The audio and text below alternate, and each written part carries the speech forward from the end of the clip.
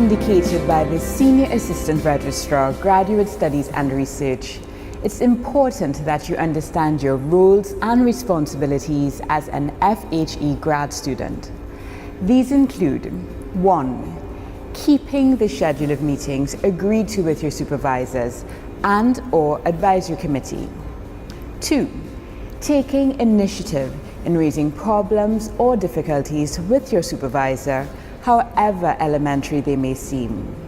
The Postgrad Staff Student Liaison Committee is an avenue for postgraduate students to be able to air their concerns and issues or problems that they may have encountered during their tenure at the university as a postgraduate student. It is coordinated by the Deputy Dean, and there's a representative from each of the major programs as well as staff representatives. Yeah, I actually think the Deputy Dean has been very enthusiastic over the past 2 to 3 years that I have been part of the committee.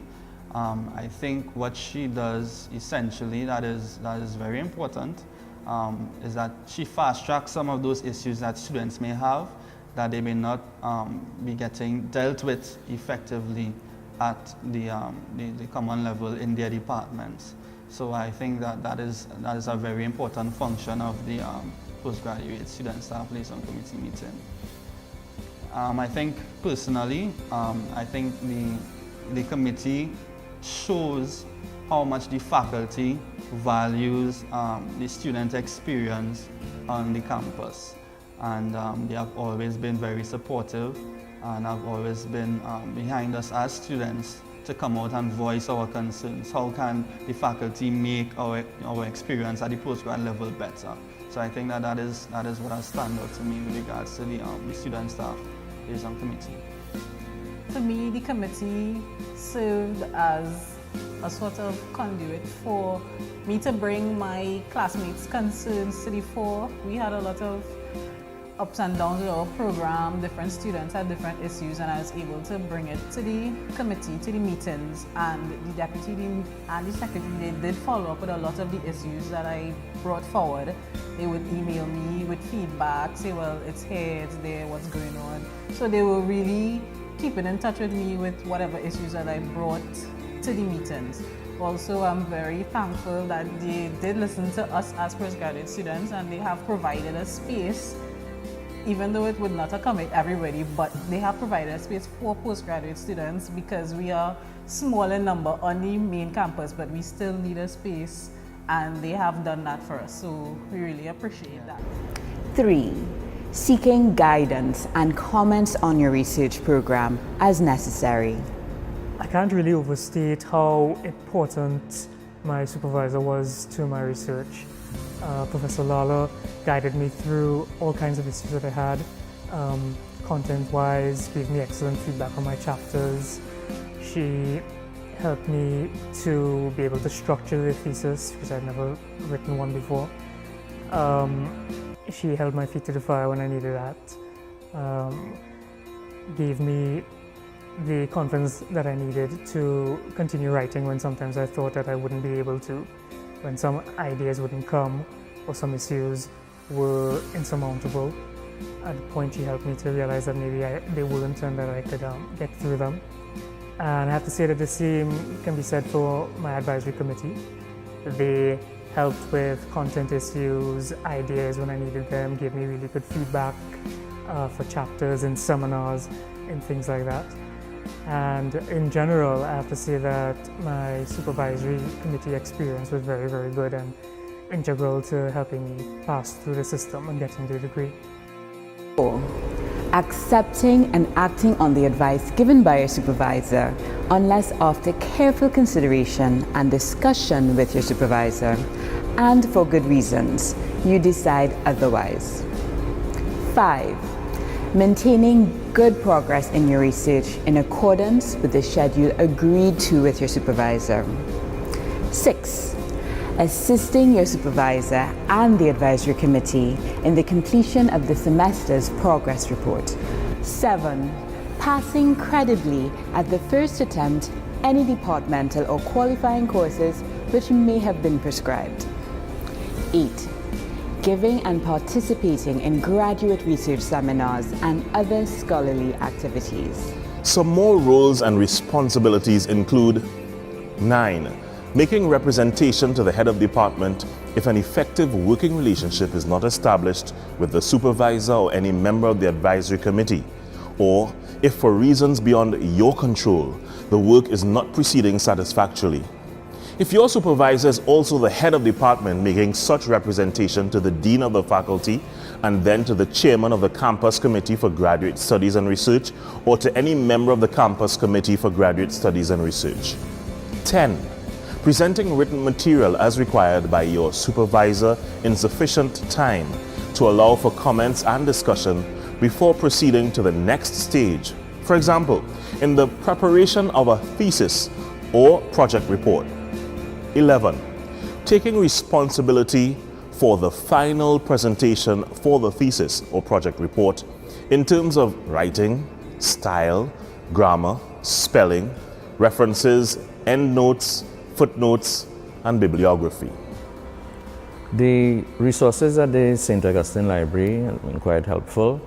In particular, as I said, my topic is migration, post-World War II migration. So the books, there were a number of books. There's a lot of material written on Caribbean migration in the post-World War II period. And the library, going through the library and going through those resources with regard to the books, that has been quite helpful. Journals were also helpful, as well as online resources, but I suppose you can use online resources anywhere. But definitely I would say that the plethora of books that we have on my topic was quite helpful during the course of my time for research for my thesis. If you need any assistance with your research, if you need help during your literature review process, your literature searches, we can assist you.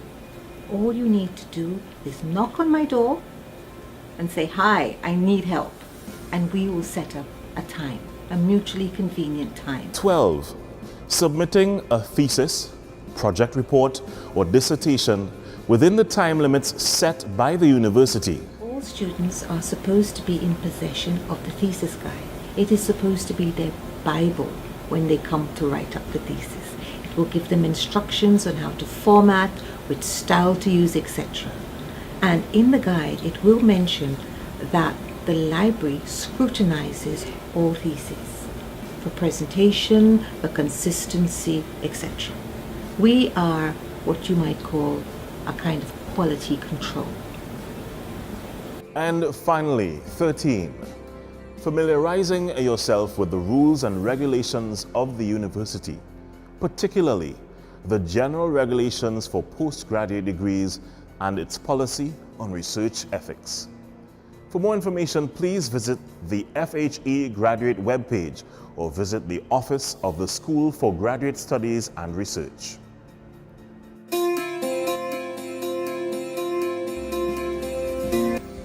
As an FHE postgraduate student, attaining higher levels of education brings greater responsibility. In addition to what my co-host mentioned, being aware of the duration of the programs you are enrolled in is extremely important. Let's check in with the Senior Assistant Registrar of Graduate Studies and Research once again as she further explains this. Taught Masters is normally 2 years, and all taught Masters must complete all their courses before they proceed to project. Your department will let you know how long you can be allowed to complete your project. Sometimes this can be 1 semester or 2 semesters. And for students who are on project, you're allowed at least 1 year's extension beyond the time that you were required to submit your project. For the MPhil PhD students, an MPhil who has been accepted for full-time, by the end of your 3rd year, you're expected to submit your thesis. For an MPhil who has been accepted part-time, it's at the end of 5 years, you're expected to submit your thesis. PhD students accepted full-time, you have 5 years within which to submit your PhD thesis and 7 years part-time. For both MPhil and PhD students, you're allowed 2 years extension. When you've gone beyond that time, you will be required to withdraw from the program, except, of course, there are exceptional circumstances, and these reasons must be given, and of course, a justification must be provided. Your supervisor will have to support any case made for extension of time to submit your thesis. I have really bombarded you with lots of information. I know you will take some time to have to go through this. You won't remember everything right now.